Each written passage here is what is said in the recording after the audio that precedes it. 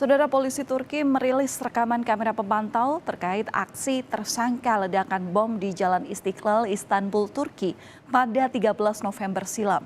Polisi mengidentifikasi pelaku adalah seorang warga negara Suriah.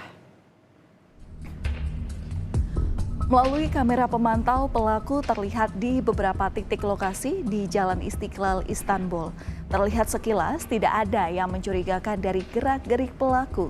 Namun, pelaku sempat duduk di area terbuka dan meninggalkan sebuah tas yang berisi bom.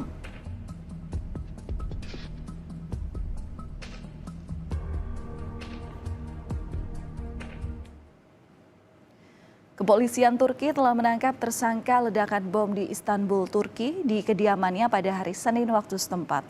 Disebut tersangka adalah seorang militan Kurdi dari warga negara Suriah. Dalam penggeledahan, polisi menyita sejumlah uang dalam nominal besar serta sejumlah barang berlapis emas.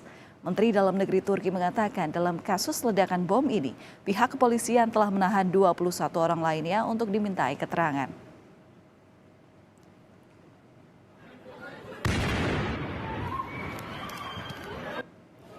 Saudara, ledakan yang terjadi di Jalan Istiqlal, Istanbul, Turki telah menewaskan 6 orang serta 81 korban mengalami luka.